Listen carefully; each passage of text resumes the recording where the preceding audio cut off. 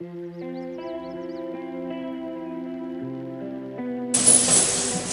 אנחנו מכינים נתח מעט שונה. בעבר כשהיית רוצה נתח בצד או בדרך כלל היית מקבל משהו כזה שכולל נתח עצמות ונתח ללא עצמות. זה היה הסאגה שהיה בארץ בשנים האחרונות, שהנושא של האישון בהחלט מתעניינים, אז אנחנו לא מקבלים גם נתחים שלמים. אני רואה בהזדמנות איך עושים נתח הסאגה שלם, וזה מה שיש לי היום. וזה ילך היום ממש. אז הפעם החלטתי ללכת על ביינדר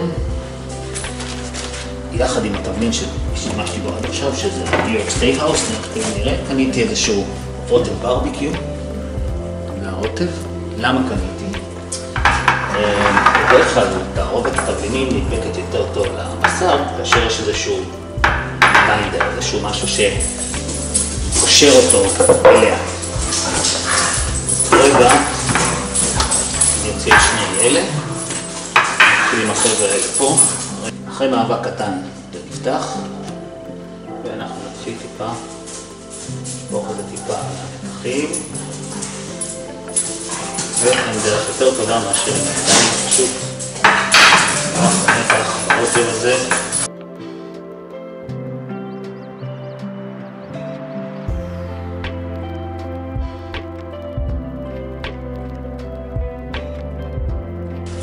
מפה, אותו רב ידוע שקניתי, ניו יורק סטייק האוס, גם מפה, בלי לחסוך.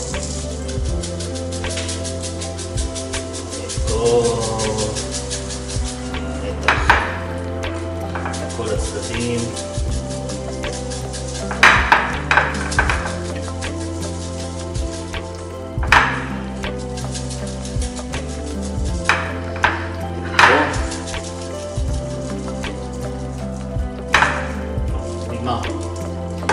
נגמר באמצע, לא ציפיתי לזה, אבל בסדר. יש לנו עוד משהו.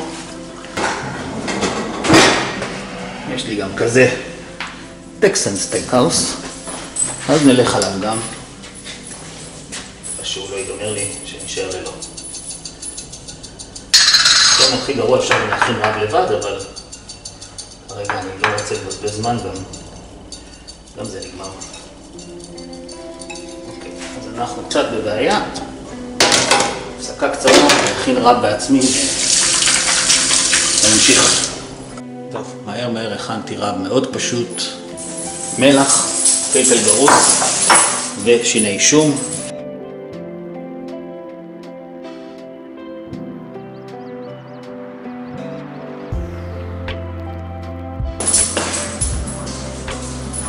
נפזר את הרב כמובן שוב באדיבות. אף פעם לא להתקמצן הרב. תכף אני אעשה את הרב פנימה כמובן, לא לדאוג, לא תהיה פה הזנחה.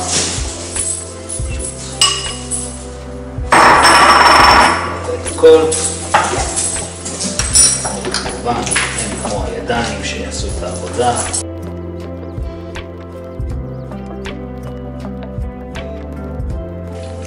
בוא נראה כל אחד איך יצא, זה יהיה הרבה יותר מאוחר. אז הכל מוכן, הכנתי הכל. ממש הנינג'ה כבר עובד, ותכף נתחיל להכניס את הבשר. הנה, נתחיל ראשונים. נכנס לי ישן לעיניים. פלפל לא. לא.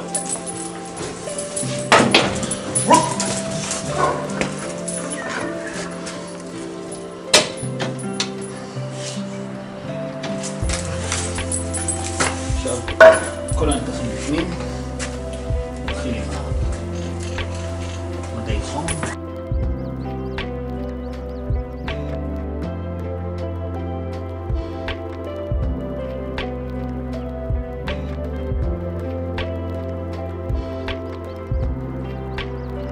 זהו. הכל מוכן, הכל מחובר. מה ההגדרות ששמתי? 75 מעלות, יש לנו נתחים ב2 ב8 מעלות ו1 מראה 15 מעלות, זה סביר, זה יכול להיות, תמיד תלוי בנקודה שבה הכנסנו את הנתח, תכף נראה את זה פרוב מראה 15, פרוב 4, פרוב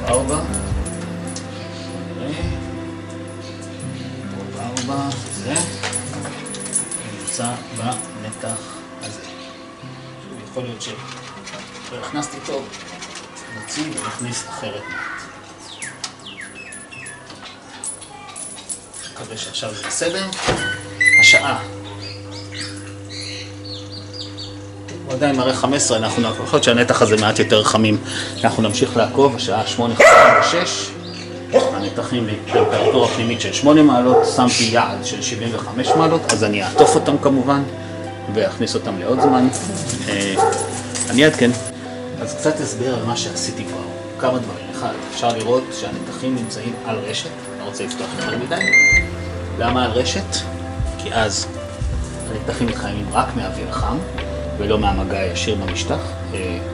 החימום יותר אחיד, החימום נעשה יותר על ידי אוויר ועשן ולא על ידי מגע ישיר. זה יותר איכותי, יותר עישון באמת ולא צלייה, כמו שיש לנו במנגלים ודברים אחרים. פעם עשיתי הגדרה ידנית, שזה אומר שאני הגדרתי את טמפרטורת היד ל-75 מעלות. זה מודד את הטמפרטורה הפנימית עם אותו חיישן של הנינג'ה. יש בורביים אחד, אז יש רק אחד. יש 4 נתחים, אז השתמשתי בפרובים שלי. אז יש לי פה 2 פרובים, אמנם גם הם לא בטמפרטורות אחידות, אבל זה הגיוני, אחד ב-12 מעלות והשני ב-19 מעלות. ואני תכף אגדיר להם מתי הם מטריעים.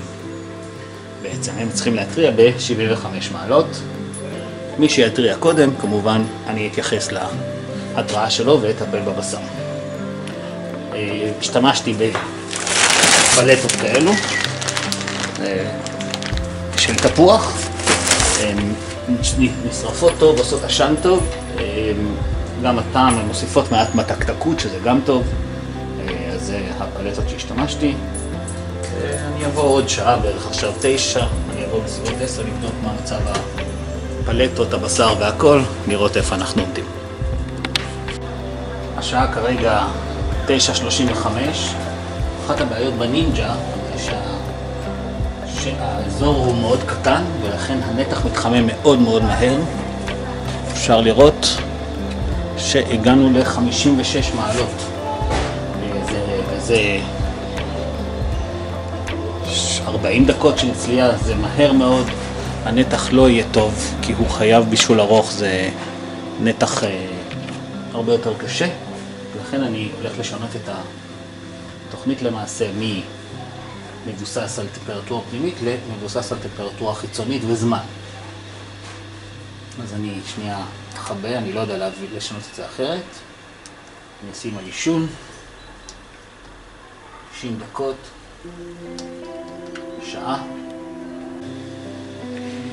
השעה עכשיו 10:05, האפליקציה מדווחת לי על 72 מעלות, פחות או יותר 71-72 מעלות.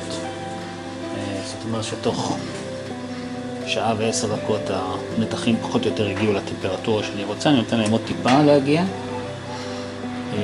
וזה למרות שהורדתי טמפרטורה ל-90 מעלות, אבל הם עדיין עולים. אני אמשיך לעקוב. אני מן הסתם עוד מעט הם יגיעו לטמפרטורה, אני אוציא אותם, אני אעטוף אותם ואחזיר למעשנה עד שתהיה להם טמפרטורה פנימית של 85 מעלות. אחרי ההוצאה, מן הסתם תמיד יש את הסטול, את העצירה בעלייה של הטמפרטורה, ואחר כך היא חוזרת לעלות. אז הנתחים הגיעו לטמפרטורה פנימית של 75 מעלות. הנינג'ה סיים את עבודתו למעשה בשעה שנתתי לו, וכעת הפעלתי אותו מחדש. תכף אנחנו נראה את זה על 100 מעלות לעוד שעתיים. הוספתי פלט חדש כדי שיהיה עשן, ועכשיו מה שאני הולך לעשות זה להוציא את הנתחים, לעטוף אותם אחד אחד. אני אעשה ניסוי, 2 אני אעטוף רק עם נייר קצבים, 2 אני אעטוף גם עם נייר כסף, ונראה את ההבדל, מה קורה, עליית הטמפרטורה ודברים כאלה בין שניהם. וזה מה שיקרה עכשיו.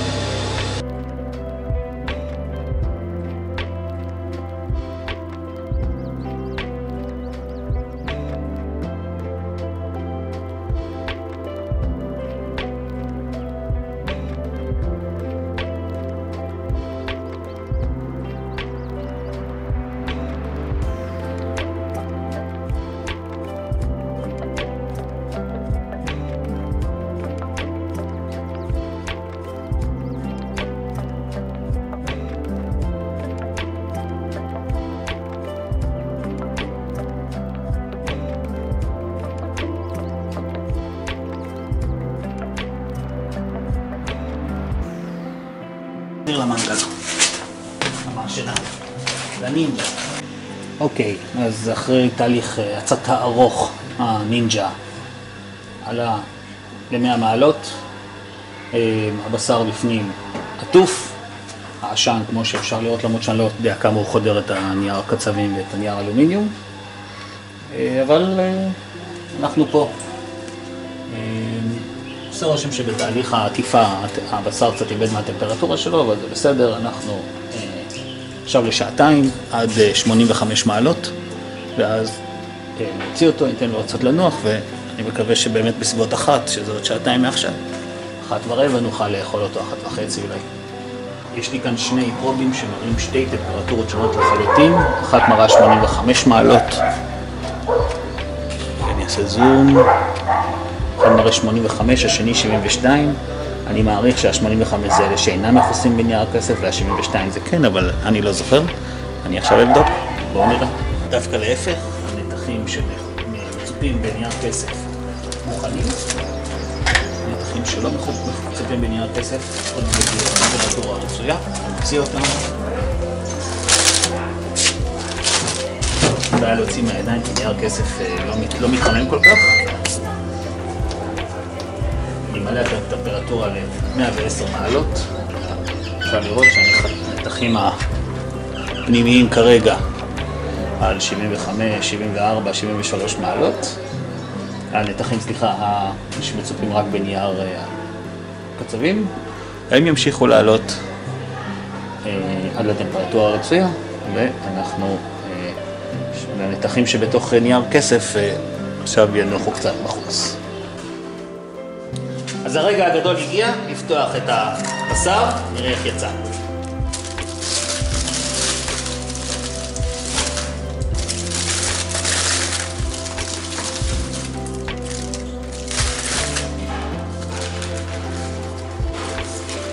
יש עדיין הרבה נוזלים, אפשר לראות.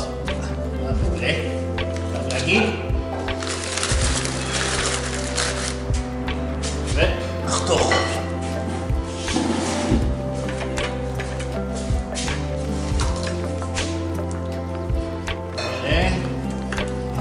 מאוד, עשוי טוב מבפנים,